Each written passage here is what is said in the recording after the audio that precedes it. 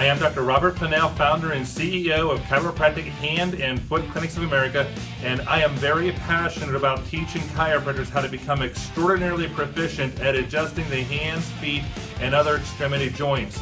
I found that chiropractors, by and large, are mostly spinal focused in their practices, which is great, but there's so many patients that can be helped through extremity adjusting, and in many cases, chiropractors tend to minor on the extremity side of care in their practice. So my goal is to help chiropractors take a larger focus and practice emphasis on extremity adjusting with a strong focus on hands and feet, because there's so many patients out there in the communities of America that are suffering needlessly with hand and foot problems, and they've never once considered going to a chiropractor. Well, whenever you become known for what you can do for patients' hands and feet through adjusting the tiny bones and joints in both of those areas, you'll have an abundance of patients come and find you, and you'll start attracting those patients to your practice. So don't miss these workshops coming up. We look forward to having you there, and you're going to have an awesome weekend and learn a lot of great hands-on adjusting skills. In fact, let me show you just a short clip of some of the types of adjustments you'll learn how to do when you attend either of those workshops. For the scaphoid, we're going to contact the mid-waist of the scaphoid. We're going to palpate where the fixation pattern is. It's a forward roll thrust with 4 specific stabilization points using dynamic stabilization as we roll forward and laterally to correct the scaphoid subluxation. The lunate misaligns in a volar flexed malposition. You're going to contact using a staggered finger contact on the volar surface of the wrist. You're contacting the anterior superior pole of the lunate as you stabilize the dorsal inferior pole of the lunate, and you apply the thrust using the staggered finger contact, and there is no dynamic stabilization when adjusting the lunate. Capitate. We're going to glide the tendon out of the way as we contact the dorsum of the capitate. We have a 4-point stabilization underneath.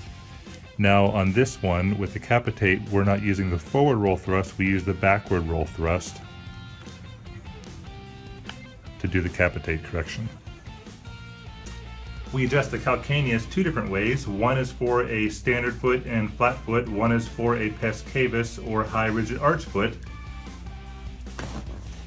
And by adjusting the calcaneus, you effectively release the subtalar joint. Depending on the arch structure of the patient will determine your contact point, and the type of torque or rotation you use during the thrust.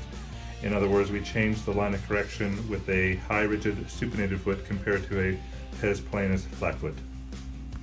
So you'll learn how to effectively adjust the glenohumeral joint,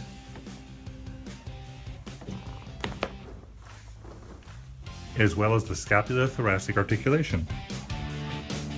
Wasn't that amazing? How would you like to learn how to adjust the extremity areas of the body like that?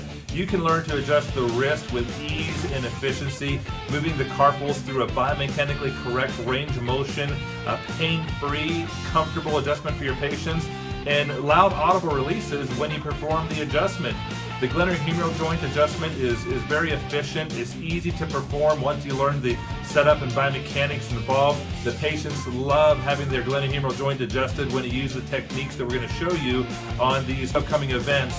And one thing I didn't show you in that little video clip was the scapulothoracic articulation. When we evaluate shoulder conditions, the scapulothoracic articulation is by far the #1 most important joint to manage and adjust. If you simply adjust the glenohumeral joint, as we just showed in that video clip, of course you're going to help the patient, but you're going to find their shoulder problem will keep returning. It's not going to be a long-term correction. However, when you start with the scapulothoracic articulation, we're going to get magnificent changes in the biomechanical function of the shoulder with that articulation adjustment alone. Then the glenohumeral joint adjustment is just icing on the cake to finish the job and get the patient's range of motion back to normal and feeling great and functioning great. We're also going to cover some of the most common biomechanical misalignment patterns in the feet that cause patients a great deal of foot dysfunction and pain, and you can help these patients very effectively and efficiently with the adjusting styles and techniques you're going to learn. We're going to focus on the hind foot with talatibial and subtalar joint. We're also going to cover the midfoot and forefoot.